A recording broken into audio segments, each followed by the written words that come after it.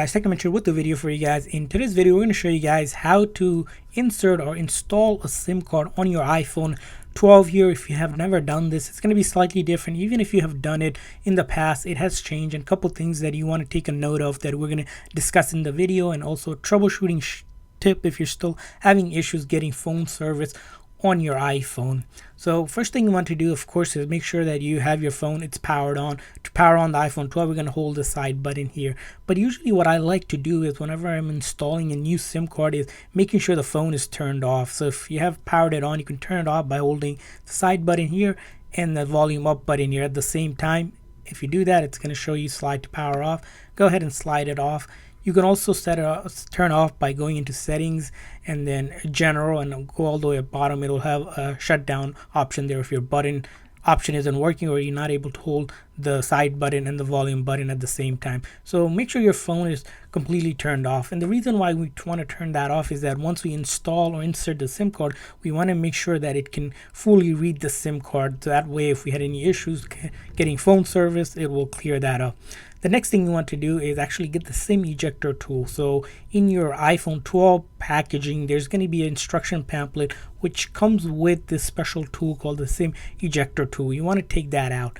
And for some reason, if you don't have this package, or if you bought a phone secondhand, or you simply don't have the packaging and all of this stuff are missing or lost, whatever the reason may be, you can also take a small paper clip and bend it so it's pointy like that, or take an old earring, you don't mind if it breaks or something, take that. Essentially what you want to do is look to find something that you can fit in that hole right here where the SIM tray sits, which is going to be on the left hand side of the phone. So we're going to take this SIM ejector tool and simply push it in here in that hole, and you'll hear a little click, and that means the SIM ejector tool worked and the SIM tray is now popping out. And we can pop that out simply by this. And then once you have that, now we have this SIM tray. So you might be wondering, what do you do with it? What you're going to do is take your SIM card. The SIM card on the iPhone 12 is a nano size SIM. So if you have a really old phone that's using micro size SIM, you want to make sure you get the nano size SIM. And this SIM card, either you're going to transfer from your old device, or if you bought a phone from the carrier, make sure you use the latest new SIM card, because the newer the SIM, the better that you're going to get all the services from, especially with the iPhone 12, which comes with 5G. We recommend you get a new SIM card from your carrier that's going to be supporting 5G. And once you do that, what you're going to do is lay the SIM card flush against this.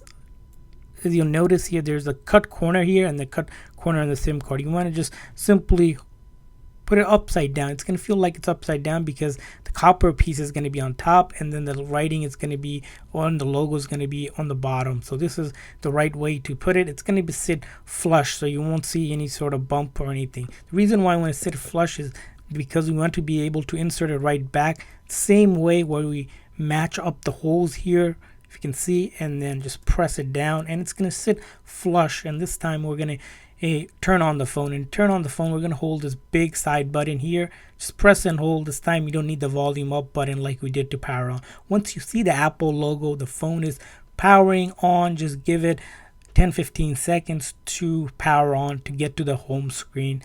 And once it does that, you're going to be able to now start using your phone. You'll probably see it searching, and then your name of your carrier is going to pop up, which if you have service on the SIM card, if you're paying for it on a plan, it's going to be working, and now you can make phone calls, texts, and use internet on your data plan. But let's say, what if you get no service? It might be a little bit frustrating if you get this, and a couple ways to troubleshoot this. First thing is call your carrier up and make sure that SIM card that you put in and has service and your account is active. Sometimes what happens is if your phone line is not active, you're going to see this no service, because of course you don't have service. You're going to have to pay for service. But remember, this service is if you need it for your phone and data. If you're really using it for strictly for Wi-Fi, you don't need all of that. So that's going to be the first thing. Call them up. Next thing you want to check is make sure your phone is compatible with that carrier. So in settings, and then you go to general,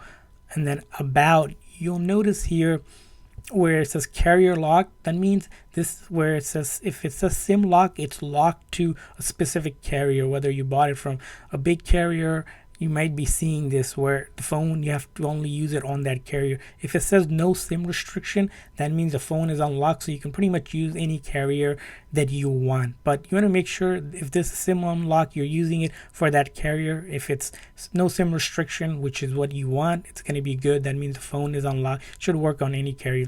Sometimes a carrier might need you to give them this IMEI number, which is a special 15-digit code that's unique to each iPhone or any smartphone in general. So give them that 15-digit number so they can add it to their system, and hopefully now you get phone service. And if you're still having issues, maybe you use the old SIM card, maybe the SIM card is damaged, call your carrier up, get a new SIM card. We always recommend you get the new SIM card so you can make sure you can fully take advantage of all the services that your carrier provides. So hopefully this video is helpful for you guys installing and troubleshooting your SIM card. If you guys have any questions, leave a comment in the comment section. And if this video is helpful, please make sure that like and subscribe button. Thanks for watching, guys. See you guys next time.